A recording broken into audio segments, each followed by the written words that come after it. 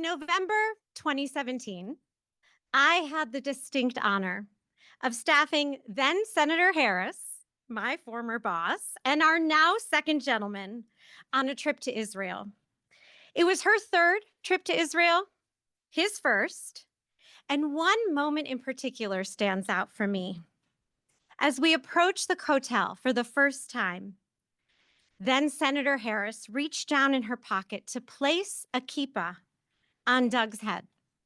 And I'll never forget the smile on her face in that moment, memorialized, of course, in my phone, recognizing the significance of bringing her Jewish husband to Israel for the first time.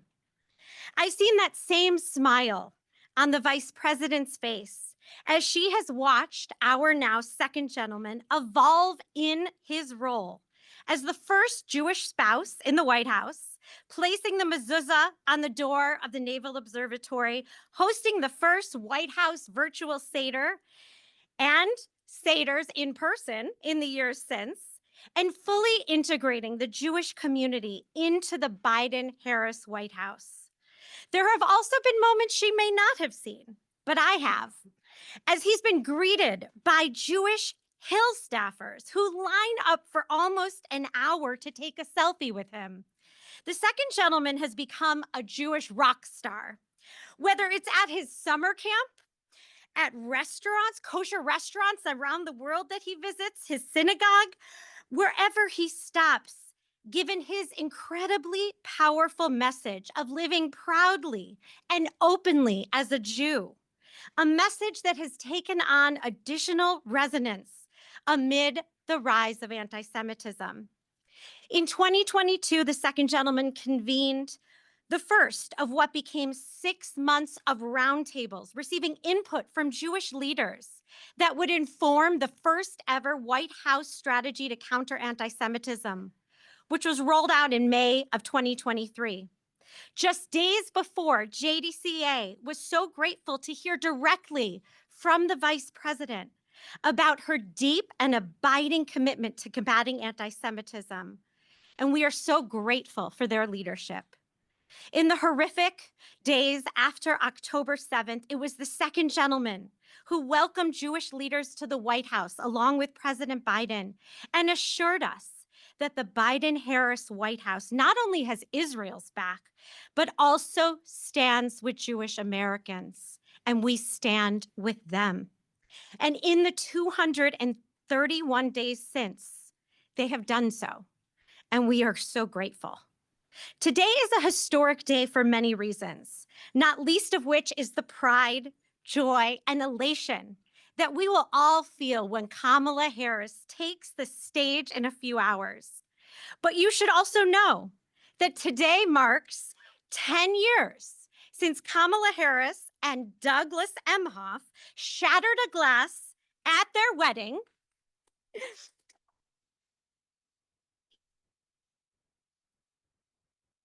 A good foreshadowing of the glass ceiling that we're all going to help her shatter in 73 days. Because you know what? The only thing better than the first Jewish second gentleman is the first Jewish mensch in the White House. Please help me welcome our second gentleman, Doug Emhoff.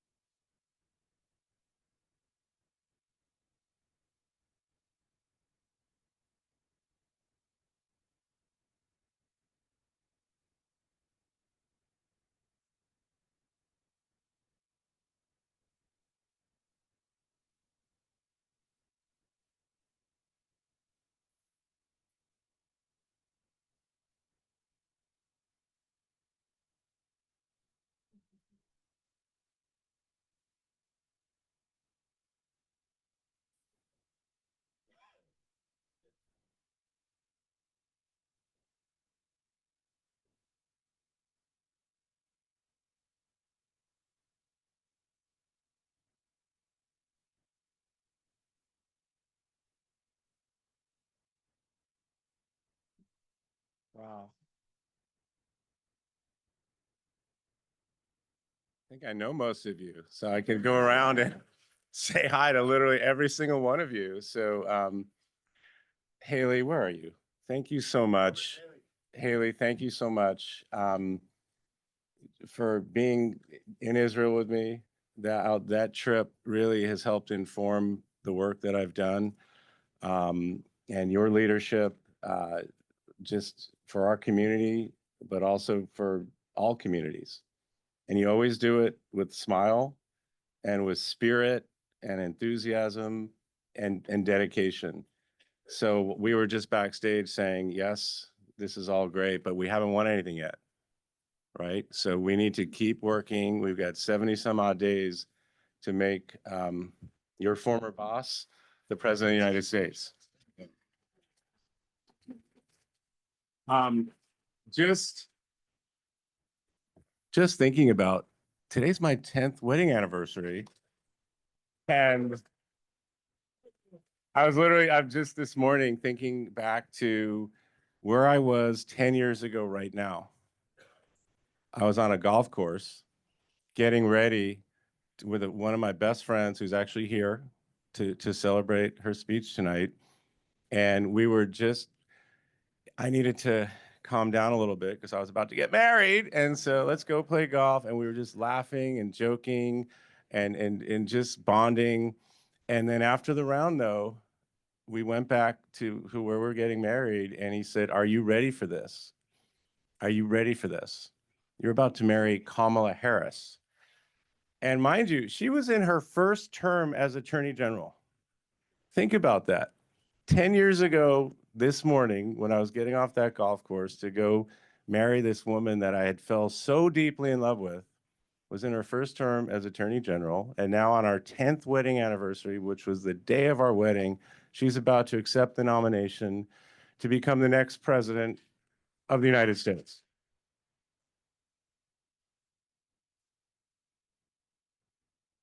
So this kid born in Brooklyn, you met my mother, Barb, but she's enjoying this convention. She's having a great time. But then to think about where I came from.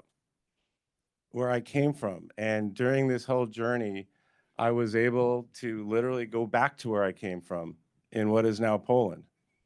After I had been to International Holocaust Remembrance Day with Ambassador Lipstadt, because we were working on the plan to combat anti-Semitism. So as part of that work, I was able to literally trace my lineage back to the actual building where my ancestors lived.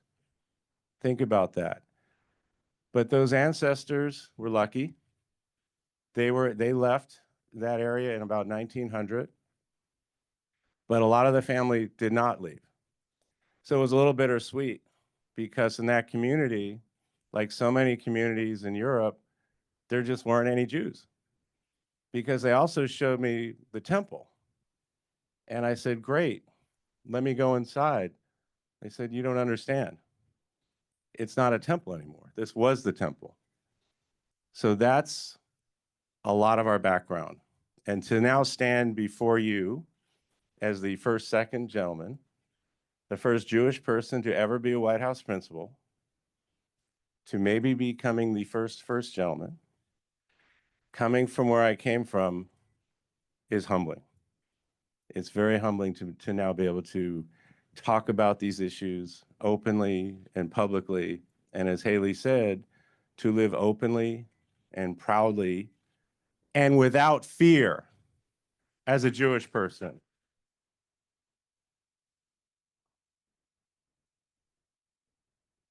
I know there's so many leaders here. I don't want to miss anyone. So I see members of Congress. I see the ambassador, Madam First Lady Ambassador, but we've become friends. I've been to your home so many times. Is my Rabbi Holtzblatt, are you here, Rabbi? No? Anyway, from DC. That's where I go. Yeah. And so many of you are here, and to the families, last night was so incredible. I cannot tell you how many messages I received about what happened last night. So thank you all so much. Can we hear it for them? Thank you.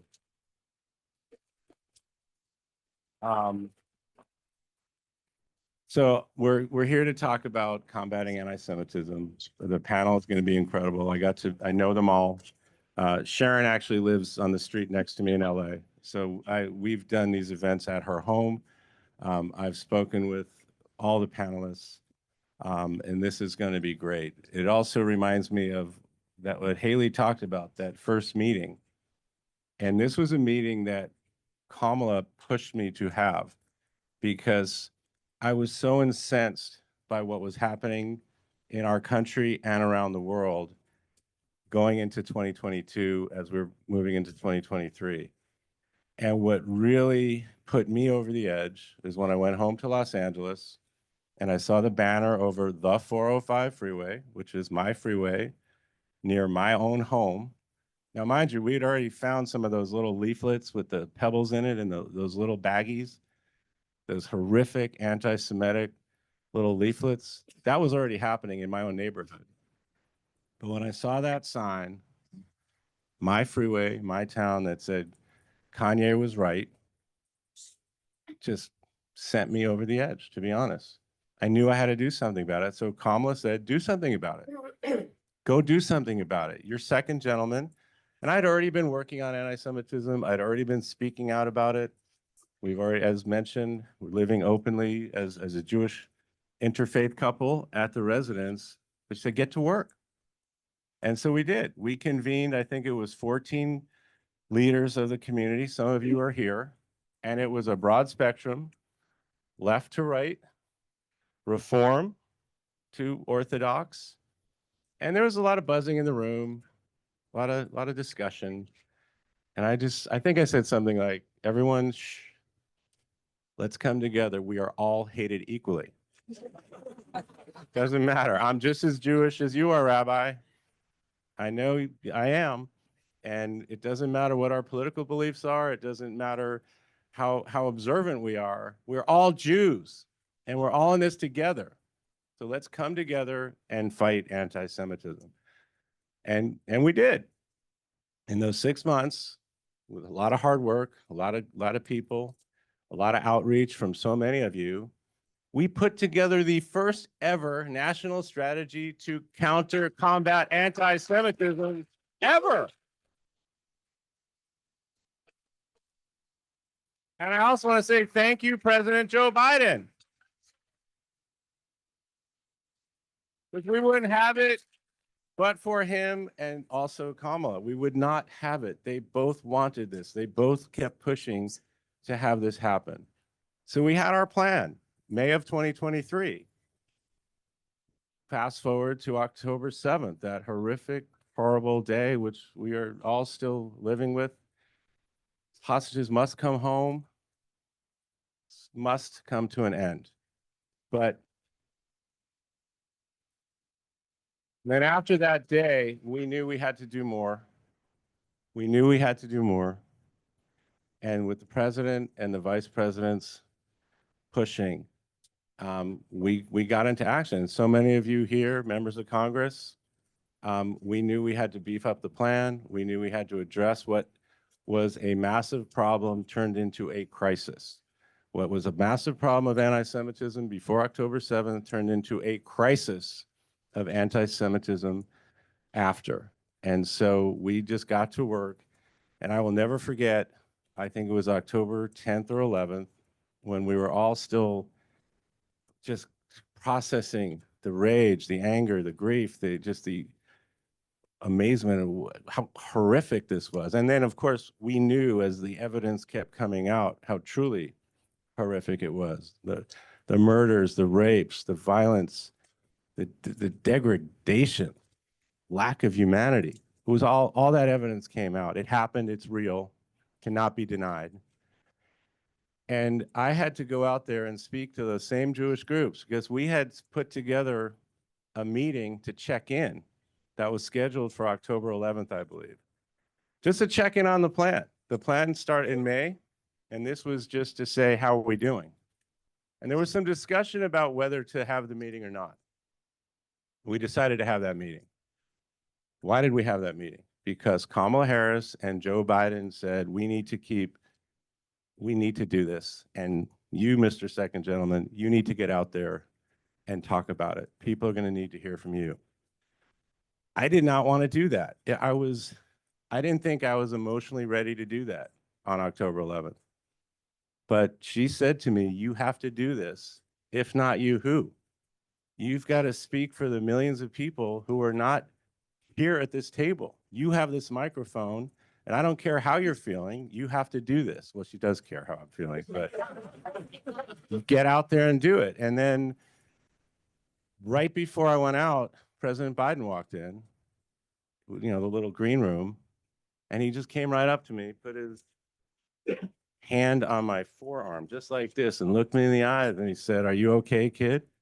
I said, "No, I'm not. I'm not." And he said, "Well, get out there and you just tell him how you feel." And I got out there and banged the table and said what I thought it needed to be said at that point.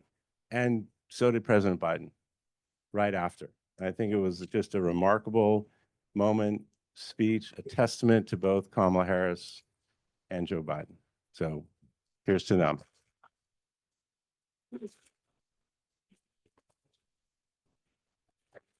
And she, since then, has kept pushing me to do this work. So I think you've probably seen a lot of what I've done in front of the cameras since October 7th, talking on the Hill about the violence against women, convening college students at the White House, going to colleges, whether it's Cornell and others, to just talk to students and just talk to administrators too, and just say, we need to do better.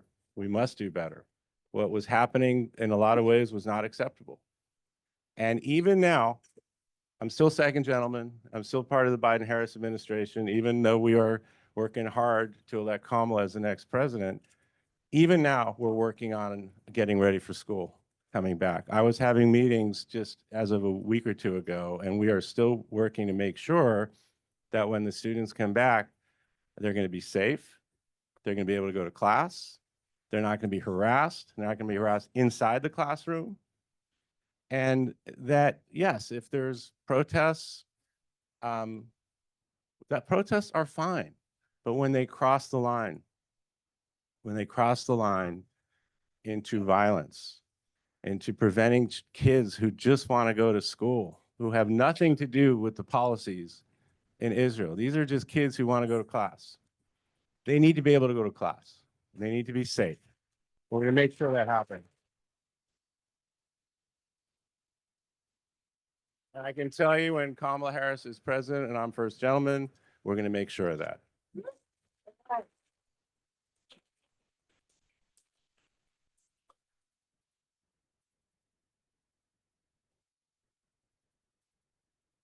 Kamala knew who I was.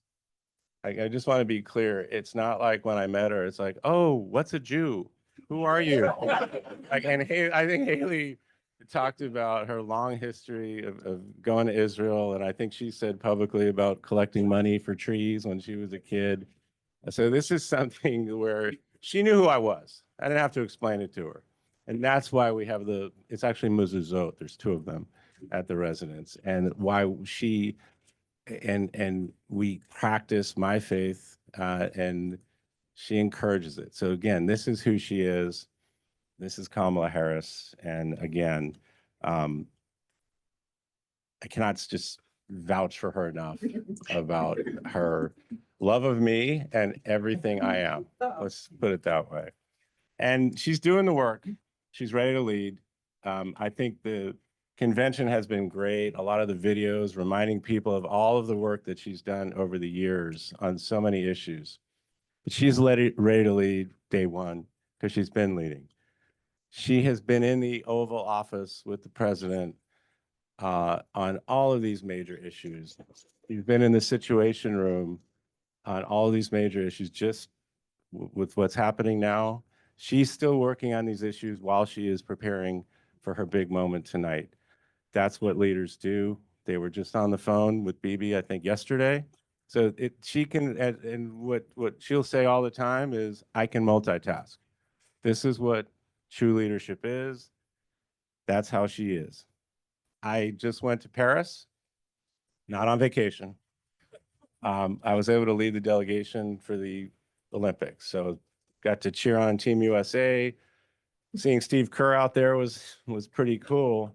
But it was also important to Kamala, the vice president. I don't know, to get criticized. The vice president, it was important for her, for me to continue this work while I was in Paris. So while I was in Paris, I did two major events. One was at UNESCO. We now have an ambassador, Courtney O'Donnell, who happened to be my chief of staff.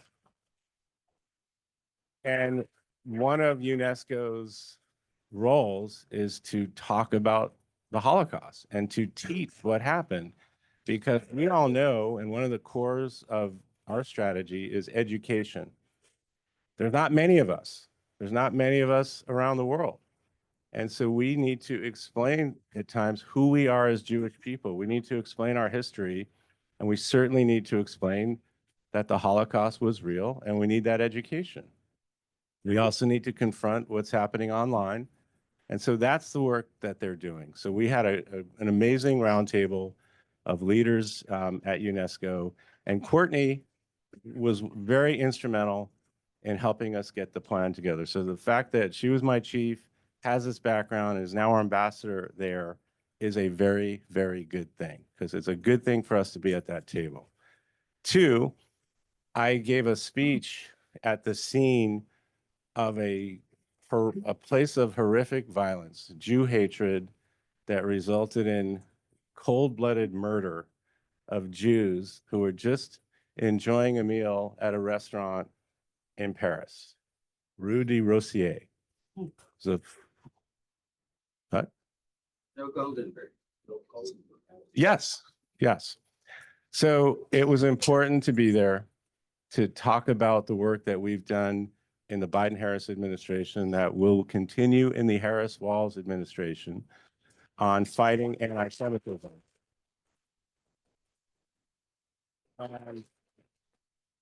That event happened 42 years ago.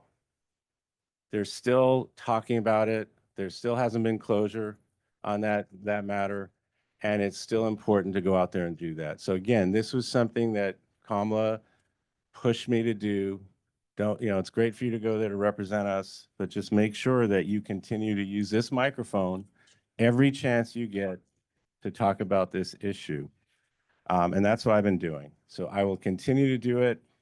I'm going to continue to represent who we are. I'm going to continue to talk about my mother. I'm going to continue to talk about the brisket. I'm going to continue to talk about going to Hebrew school on the bus. I'm going to continue to talk about, you know, my lived experience as a Jewish person. It may not be the same as yours, but it's mine. And it doesn't make me any less or more Jewish than anyone else. But again, I'm going to be open. I'm going to be prideful. I'm going to be joyful. And I'm going to do it without fear.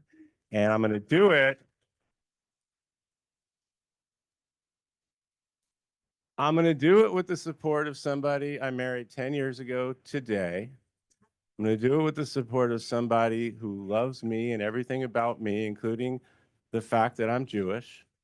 I'm going to do it with somebody who knows our community, will continue to support us and Israel, and make sure that just the world is free of hate, including anti-Semitism. Because I've said this many, many times, this hate, this anti-Semitism and hate of all kinds, is a poison.